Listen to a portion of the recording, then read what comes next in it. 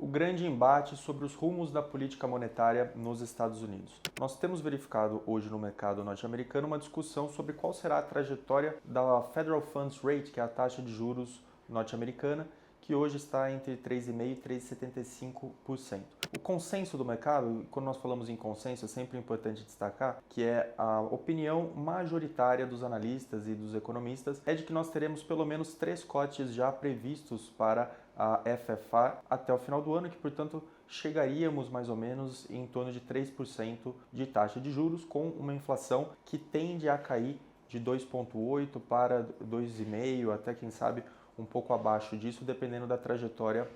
tanto do CPI como do PCI, que são 2 índices de inflação. Lembrando que o Federal Reserve olha mais para o PCI ao invés do CPI. Mas feita essa abordagem inicial, essa apresentação do tema, o que eu gostaria de destacar no vídeo de hoje é a dissidência entre duas visões completamente opostas. Eu vou utilizar aqui como exemplo o macroeconomista, o Neil Dutta, que tem uma empresa de pesquisa macroeconômica nos Estados Unidos voltada para os dados econômicos vindos das empresas. O Neil Dutta tem uma visão muito otimista em relação ao cenário para 2026 para a economia norte-americana. Ele prevê um crescimento do PIB na casa de 2,5%, o que está acima do que prevê o mercado. O mercado prevê algo em torno de 1,8% a 2% do PIB de crescimento, portanto, ele já tem uma previsão mais otimista, e ele entende que o desemprego tende a permanecer estável com a manutenção do aumento salarial, portanto um ganho salarial, ganho real nos salários dos trabalhadores norte-americanos, e o ganho de produtividade advindo principalmente da implementação da inteligência artificial nos processos internos da empresa. Então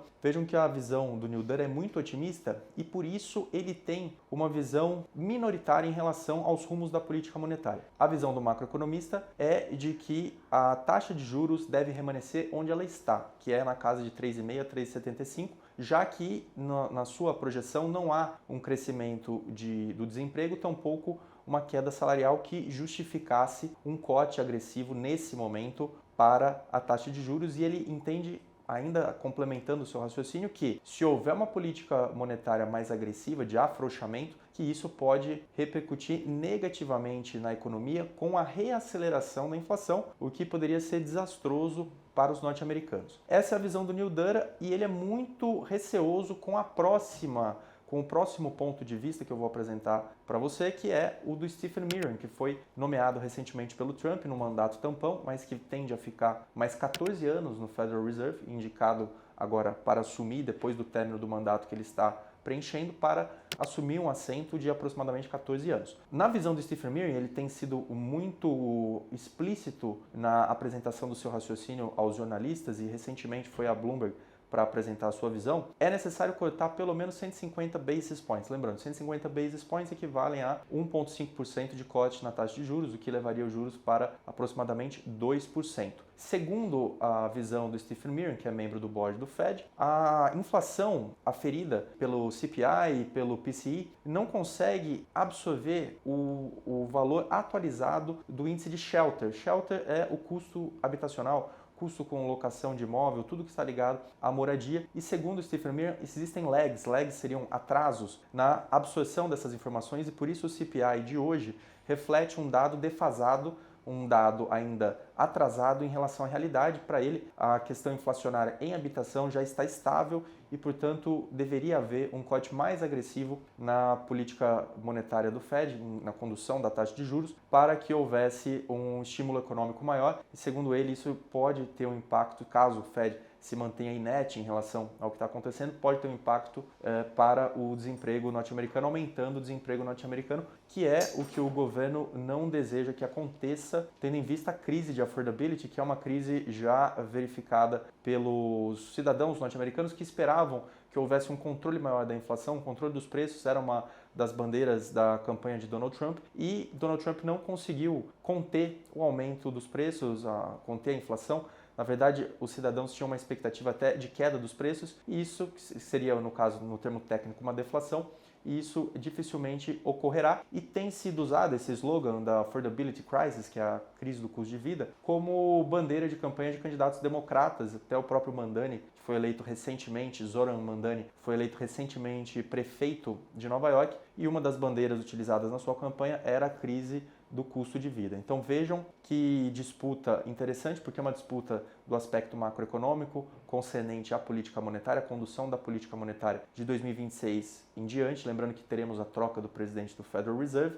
mas que tem um componente político muito forte, porque também temos que lembrar que neste ano de 2026 temos as chamadas midterm elections, que são as eleições do meio do mandato. Então o presidente completa agora 2 anos, o mandato do Trump, 2 anos, e é o momento em que há eleições para o Congresso. E os prediction markets, que são os mercados preditivos, como o Cauchy e Polymarket, prevêem já quase em 70% de probabilidade de vitória dos democratas nessas midterm elections. Qual o impacto disso para o governo Trump? Se o governo Trump pede a maioria no Congresso, dificilmente ele consegue aprovar os seus projetos de lei nas casas e, portanto, dificulta muito o andamento da gestão do presidente Donald Trump, e ele seria praticamente o chamado lame duck, que é o presidente que já está com seu mandato a expirar, ele não pode ser reeleito porque já é o seu segundo mandato e, portanto, fica um presidente sem muito poder de ação, tendo em vista a mudança da sua base no legislativo norte-americano, e é por isso que o governo está muito empenhado em não perder a maioria. Donald Trump disse recentemente em uma entrevista que ele precisaria manter a base no Congresso, a maioria no Congresso, para que não sofresse um novo processo de impeachment. Então vejam que o próprio presidente dos Estados Unidos tem completa noção do que está em jogo nesse ano de 2026, do que está em jogo, e mais, ele sabe que a condução da política monetária pode favorecê-lo no final da sua campanha, no final da corrida eleitoral, que ocorrerá no segundo semestre deste ano. Então percebam os impactos na condução da política monetária, e para fazer um fechamento da apresentação desses dois pontos de vista, disse um ponto de vista muito positivo com relação à situação econômica e outro que é um pouco crítico quanto à condução da política monetária atual e que está lá dentro do Federal Reserve advogando uma postura mais agressiva de cortes. Mas a conclusão que nós temos que tomar desse vídeo é a seguinte, e aí eu incorporo também na conclusão um pouco da minha opinião, da minha leitura do mercado. O mercado norte-americano está muito forte, a economia está muito bem, ainda está com uma economia pujante e tende a favorecer as empresas. Por isso nós vemos todos os analistas de sell side que são voltados à análise de ações norte-americanas muito animados com o prospecto da economia norte-americana no ano de 2026, porque o vento realmente é muito favorável. Nós temos os grandes investimentos em inteligência artificial, uma economia com PIB acima do esperado, um desemprego baixo e a taxa de juros caindo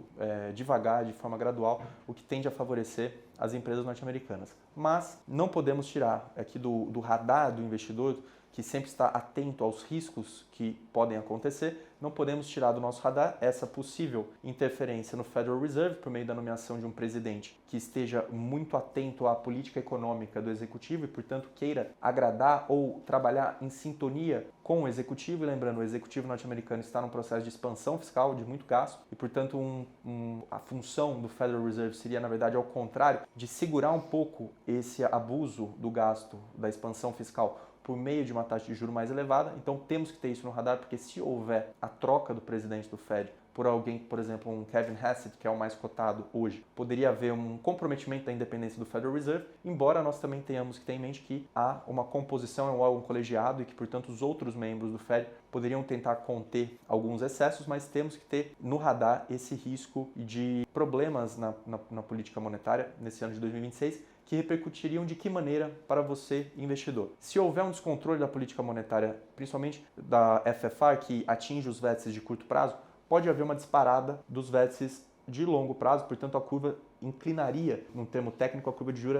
de juros teria uma inclinação muito acentuada nos vértices longos, me refiro principalmente a 10 anos e 30 anos, e isso poderia trazer o valuation das empresas para baixo, porque na precificação das empresas, na hora de fazer o fluxo de caixa descontado, elas tendem a ter o seu valuation com a utilização dos juros desses vértices de longo prazo e, por isso, poderiam ser afetadas as empresas, os preços poderiam vir abaixo e poderíamos ter uma compressão, chamada compressão de múltiplos de algumas empresas, principalmente empresas de duration mais longas, empresas de crescimento, em que os fluxos de caixa estão projetados lá na frente e elas são muito mais sensíveis à curva de juros. Então fica esse alerta, um embate econômico interessantíssimo para quem se interessa por macroeconomia, para quem se interessa por política monetária e até para quem gosta de entender um pouco a interação da política e como a política move a economia e vice-versa, como a economia também interfere nas decisões dos governantes e dos políticos que têm a reeleição e a eleição da sua base legislativa em jogo. Espero que você tenha gostado desse vídeo e eu fico aqui à disposição se você tiver interesse em acompanhar mais assuntos sobre economia, política monetária, bolsa de valores. Siga aqui o meu canal, Rafael Abismusa, que toda semana nós teremos novos vídeos.